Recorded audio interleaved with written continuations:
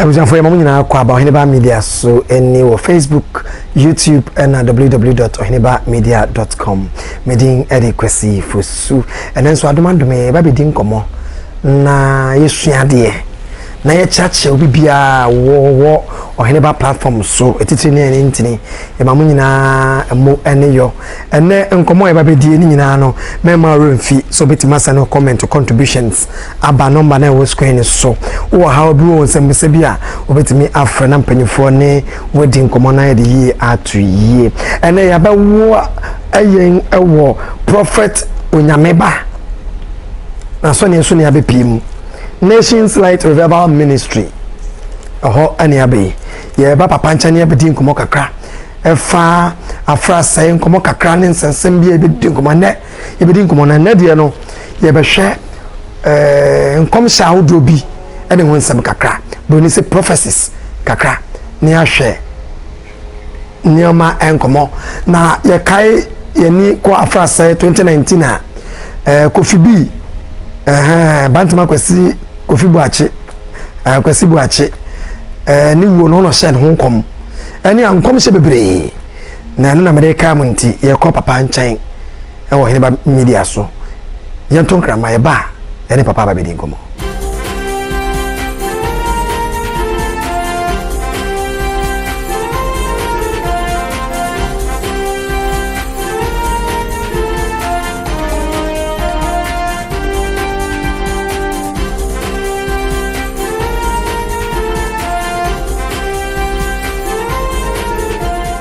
Papa sumbi enkan Gedeje enkan so afisha panso afi nkom be san ye ho afise se na asumbi ne nkwa nkwa ho san wo ho Yankoponti Papa ye share ache on say duase baby a COVID-19 di akwakodu die say you be a chefie but Yankopon adomara bibia be na monso a mo yesu sumnyume mama COVID-19 asa abompusa ama nema ya basa onyame adwuma mu sa na tie wo wa bibia nsheda ensesan but on say o mampani na sebi ni nyansa ni ndiem ene mpanifo oni o mu hia no efa yale ne baaye no na etwa se ye o mo bia de ne ho sie entino asole de ne yeye no okukuam kakra kakra ne de yegusu ayeye but o mampani mra ne ntino ye mpese bebu ne mra so but bibia ekoso sene ese etie ye hwe afrase 31st December nkom sha hodo a epie wo asore fie na afeno efiase abedu ne mpempenso a bosomi nsia bosomi nsun ye wremu so far so good nkom sha no a epie ye ne ho sasem epie no de na hunu ede na ka che Ghana mani wiase nyina obi bia o hwo Oheneba TV yara alani Yashua Hamasha misra somdwe fi ye na Awurade Jesus Christ adom ne dono enka mu nyina o se Yankopon odone ma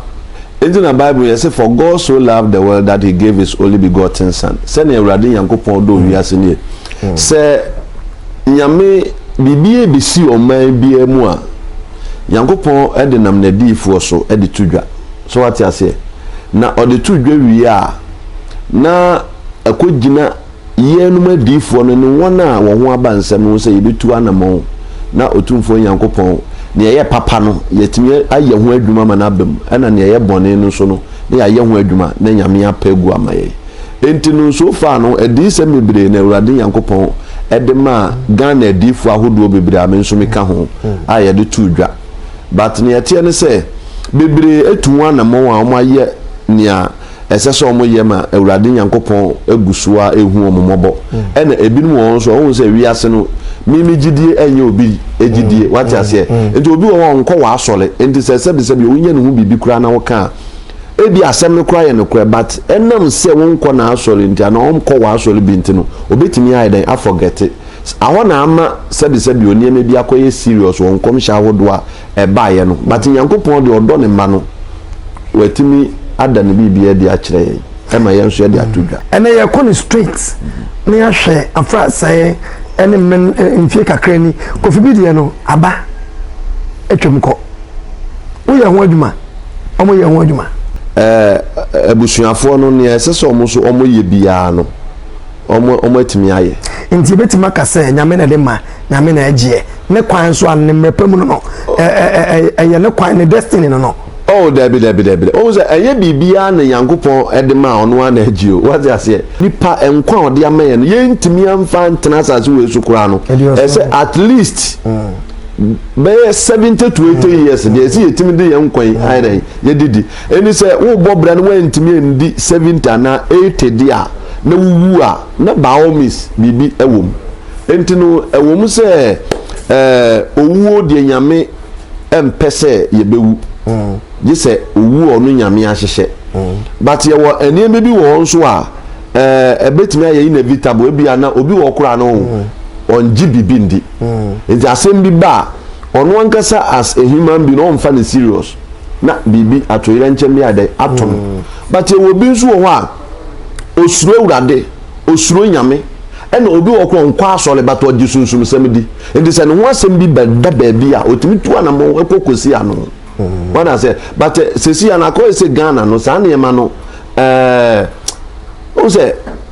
edifuo no nso nsɛmsɛm bebere wɔ mu ho asɛ ye kasa edifuo atorofo no abɛhye edifuo papa no so ɛma asɛm bi a ɔbɛka kura no enam ni obi akohu nti nya de obetu anamo kura se bia bɛdɛ ɔbɛba w'anim kura because wakɔ baabi ɛma ne ho akɔka adwam nti saa de ne ne besi bia yɛ dɛ ensi ɛno so abɔ ɔman no mu what I say but anka ewurade pemu se onipa bi abedi ne mfie nti anka bone bi eba wo so a ewurade yankopon betimi ade afa ne difo bi so no wade wade ne di akyew but enne obetie ba bi yesi edifo nyeden edifo ni ho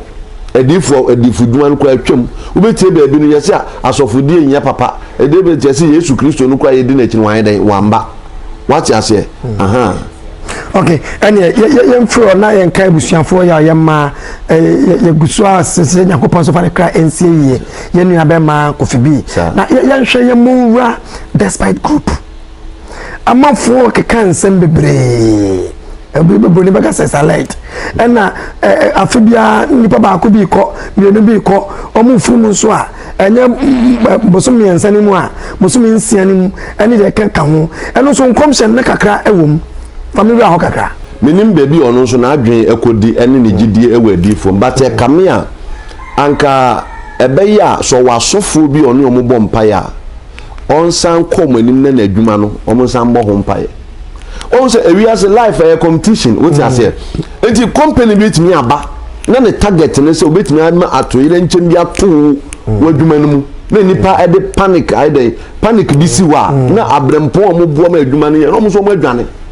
what you say enti betimi abase wuo na ekoso no ebi wo na ye onipa na ne wuo but ebi wo nso na sebi o na bibi a kye wo baabi eni se wentu wana mo a sesi ya me matese nipa ba ko ewu ena ba ko nso ayedai abeto so obi nim baabi a bibi fufuro so yedai efiri beba enti sanka despite oyo obi a sebi nyame ehira no ena nkofo so omne ye adwuma no sebi o omo aso na enam omo so ema ne adwuma no ayedai agidu eni se obi abo ewuro no so otu o mase dia eso no so yedai oma na ni da ho na anka despite group of companies no emu mpenifo ina efa dabi so no mo yempa bo frɛ difo a omo du omo di na anka omo bom paye ewo adwuma no because me de me hu ni se bibi akoso obi work eti omo se be ya adwuma nanim begu ase na se bibi wo mo no bibi wo mpa na se omo mawi how old are they se no waka na sa ne mfie duoso ne akire ana mfie duoso ebi ka ho aye nhira e plus enu sa de a na question mark da ho ye me question mark kakaka no ebi be free nipa no na brabo ebi wan check bi be free busua ebi be free ne boni bi ye hwe sane ma no wo yesu ni pe de asema wo de aba na de pa o ade ba ko ne se Ghana nkasa no huhum bi bewura Ghana since 2019-2020 ase ninkutwe huhum ana anytime huhum bi aba o man ni mu what I say obi am pese ni nua be dey ebe koso ene even radio station wo bie sese ya na obi so bie TV a ono na agenda ina se nia ewo ho dada no ene opeso ose no no compete no enti competition ni betimi ay say okay ebia sebi o na je sikapa baby station away ono no okasa e man krofo tie no okay me pesa nka me yi ni firi ho na nka obeka no ma frɛ no wamba ebetumi akuno ofiri wa na kyese another person o shine no obi so aduro no nso ni na na wapie e na afa nso presenters asofo malamfo akonfo ina na omu tu nuro ti omo obi a person no the whole Ghana ye de ka so no ye demo one any asofo ina masa asofo ina kanche yesunsum ni mediti omo what I say sana presenters abanso etunlo we pese ono ogidin we pese ono yese no akwakotu aduro no de abebe ku ni nua keke wase no ono anso bebe yie nase aba ya sedie bi esese oye bi amani pe na hu se asimesi di ontimi yesa because obetimi ayesa nka yie no kon yedai o maase what I say enso no ono an no yedai okun wọ́n sẹ́ recently Adum FM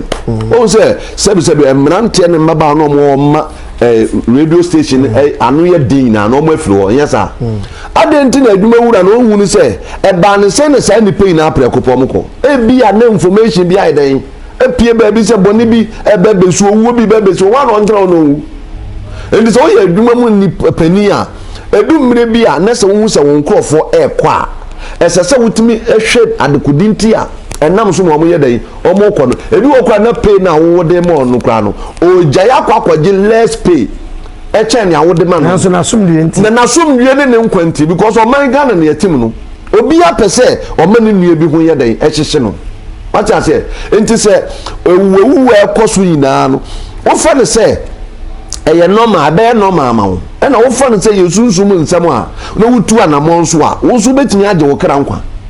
what I say enti ebi no ho a enam se sebi wa be ye presenter no wage din kaka wanya ne fie wanya ne yere otimi kɔ na buro kire sesi ya sebi o nse de ni special problem bi se oton ade a ono onton ade kora na sebi yakasa bonsam abonsam tokuru na bosumi bi ya nso yetua ne ka enti owo problem bi e owo reason bi e che se eso otu anamo ekope sunsun ne ebe because ni ope bi ya ne nsa ye den ne nsaka na sankofo no nso mu wo efese don hwere ya ma won yale nkoda hospital na wadofo abu sika no de abede e de abebe yiwefo e bia tukwe no ye towa e ye less than 1 hour na ade na duro so ebi we kan wakoma se pe no wawu ebi wa se ba na bo uti obewu e ye sunsun tuo what I say enu na se si Ghana for de kun krofo eni se wo bo bra na branta wasi so na so betimi akasa sebio ene manya mesika ene makọ university ene makọ yinti no sebio yankopon adifo ni ho ene sebio nyame ni ho de ene woto wo saa na obi de wo sika ai dai adwa nanka what I say enti ene ma bi koso wo Ghana na ne kano akoye kana papa dentra ne enti akoye kana no se yankase yenuanu asofo no bi no ana adifo no so atu mfuturo egu nkrofo ani enti amasa be nipa bebre di yaw ewo adifo ho what I say enti onipa na bi kura na onya kura na nkobeko adifo bi nja ba nsema yenuanu bi no mu ye no ene ne omo tete no ma ontimi nya akono bi anko adifo na ode meko saa no wawu nti na adifo mu wo man ni saa na tie o ka asem se ebasia na kana na je se akukuduro ni tumi ni onyame wode ode mamo no se se ni penti muntimi fanya adwuma wo anyo tnama emaburu na wu se ya Yesu Kristo ba ye no so wanye obi ya na oje no what I say yomo amuji ni di o se na wana woje ni di ye no o ma wo tumi se wonye Nyankopon ma ene Yesu susuma na suafo no according to Matthew chapter 10 verse number 5 wo kono Yesu Kristo kura aka kire na suafo no se enye kuro bia na monkoso tiere yo ono was go all over the world na kwaji enipa nkwa no o ka kire na suafo se do not go unto Samaria dia ba na wo Samaria and there na wo somebody and the Ghana nkwa enti na me kire o se ewom se ye adifo adwuma but mimi ntimi nkobi obi dan se mada awurade yi bibia chem se wo bewu ana wo ba beyeye ana se sebi obi kwa akoto aduro nti sole what I say enipa no kro be fa o se sebi ene no nim se difo obi a hye nkoma ye se ekom ne de no so wonim sa wonim se si akura no wo ye difo se si na se Nyankopon mu adi sembi na se eforman no ho ana efa individual bi na ukoka se si a ye be ka se wo pe hype what I say ebia omeze eye di na wo pe enti na ebia o hyesa enkom so ebia na entesa ana na me bisa se nipa na frɛ mo na nyame na frɛ mo yankopɔ en efrɛ ye hwɛ ye wo akatua bi a nyame de betue ye ka no kwa na ye de twetwe yaso kura swawo yankopɔ wo akatua kasie bi odi betua ye ka according to Ezekiel chapter 33 oso onipa ba se me de bone bi anankranta bi ba obi so na se wo amayi wasi wo se wo ye watchman no se me yi sa ade ne kyerɛ wo na se wankɔ ka nkyerɛ nipa no nipa no wu ɛwɔ ne bɔne mu a wo onipa ne de obewu wɔ ne bɔne mu na mo me awurade yankopɔ be se ne mogya na afiri wo nkyɛn ɛnu nti pepe ne yebusa sɛ de ekokɔ so yɛmfa despite yenye example yi sisi a uhui media ade a me hu ye ne sɛ asa biribi esi wɔ despite group of companies ni mu especially Peace FM ema ayewuwu ama yewura Kwame Sefa kan kura no wa resign every despite one man say Peace FM wa resign ema me de tudwa what I say but edwa na me de to ye no seminimu no a ana me wo chance bi won ho a nka bia metimi akọ no ho na ma yede makọ ka kire no but enam se me ni means bia no ene obo so mo 31st ayo mo ba no no be abetwa video no de akọ akoto but what the two doesn't solve the problem what I say enti adifo no de sanka enye te se akoye te se wonim se me makas Christianity no enye bie mo se ye wo Methodist Christianity ye wo Pentecost Christianity obi ate no ho ye wo Roman Christianity ye wo Nation Light Revival Ministry Christianity because asoli bi awo mu bia no wo ye difu a wo difu mani na afọle within asoli a wo ye den wo entra se wo ye Methodist ni a wa asema wo beka bia na afutu bia wo betu bia no ekoma Methodist for because obi wo asema wo ka de nyansasem edisem na wo hu no eye no kura evidence wo ho but obetime bi sa wo se wo ankasa na wo nya ma asole ba ana me no wo nya me difu ana wo nya me sofo what I say enti a lot of factors na amasesi ano se wo yo difu na unya ediye bi kura na even though nyankopon na ede aka kire wo but ne kono be ye den ama wo efise wo koi yeso wo pe high fa wo ye difu kohwini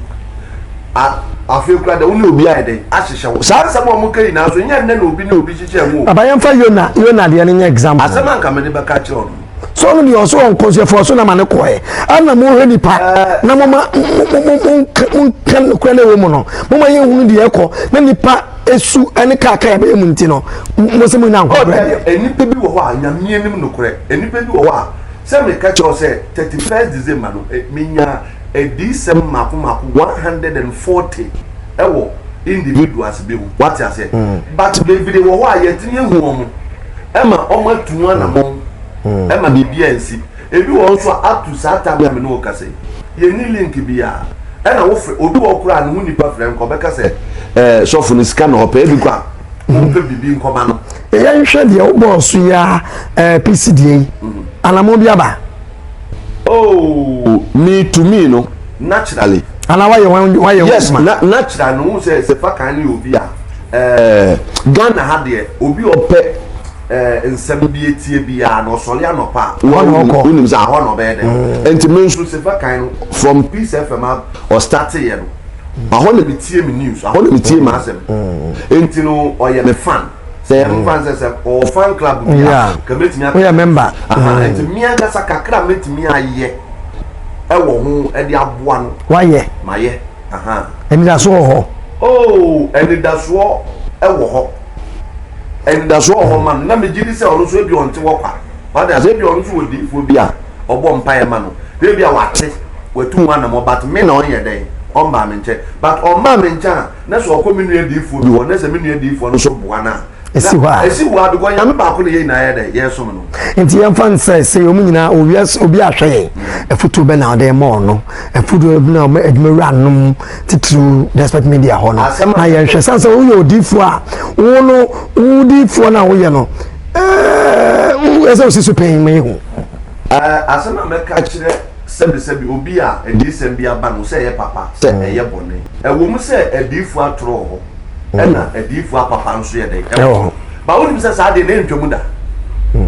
edifu atro na edifu papa ntwamu da because a D4 true ni wa wuntimi hu D4 papa and a D4 papa nso wa wuntimi hu D4 true what you say enti me papa ka asem bi kire me papa ye D4 or say in everything there is hotness and coldness in all things ade bi ebetia ye hye ebetimi so adan ade depend ade ebe kwa no what you say enti no afutu am de ba Ghana fo yina ne say yesro mo wo mu say D4 ye nipa ena said we are osofo the whole world no high expectation ena mesre mensa da mensa yem ena say wo expectation higher expectation bi maye no mo sa so kai say ne ekosu ina no yenso yesa ye nipa enti no enye de bia ne awo expect free e ho no ena betimi ai dai aba wo nchen but eno so entimi masa bi nyankopon wo sra na e wo ye so ne ye dai free yes so me extreme cases me say me say D4 bi akwakotu edura me ne nya adwen me say e bia me nue D4 bi wakum nipa me ne nya adwen eno dey some mistake me ye mistake ye bone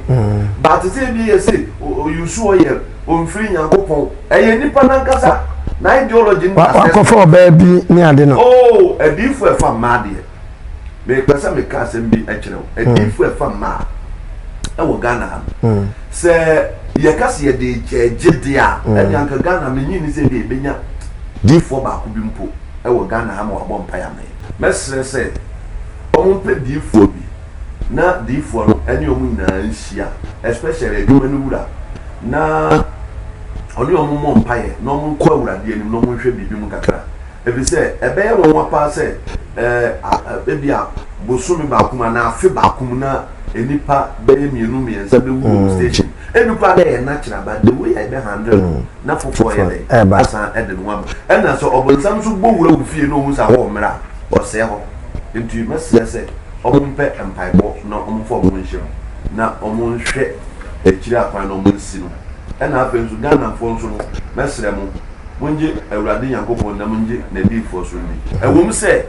ba ko mienu bi wo mu a mu ye ne be ye dey emfata basi edini na kata so dia na ne oman no bibi betimi afumi a ye ntimi papa me nka ba ko ha obodin bi celebrity ba ko pe ye ma me nua ba ne de nyana mama brown ono so de pie mu won commission mu pesa meka na asem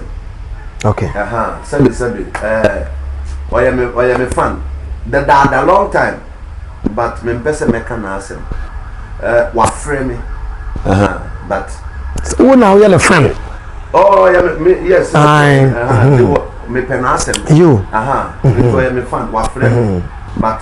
your conversation no ankoyi. Na ankoyi a either say no need time and me so me need time. Tu fan abone so. Debi. Shira me sram paye ne mo na ye so nkonya so. Na I had the me paye mo. I can say yankopon mo bia ho ban. Okay. If say the people na wo paye ma no or say to them that believe. Okay. Antina me bom paye no man no njimi ndia. Enya adwuma. Antino me bom paye men nipa. Just nipa na waji medi no. Aba. Frem say me bom paye na me boy be ye adwuma. Because on say bluetooth. On say your phone bia na opa be yi. So opa say wo dey anam na ya agreement na ya connect na ya transfer fast. What I say? So the sunsun tie. If you don't believe me, me to me. Well, Abusian for your papa prophet Onyameba your Nations Light Revival Ministry and any din komosi makakra fa sunsumu ni ama ho ene akwankyere ne nkomhye ho titru efa Despite Media Group ne nyimako awudo bi esenya me se omaye kwantenten men na omaye ho ban frepetu wo ne oha ne amane nyina eho ne nyina ye ni eyi Ohene ba media so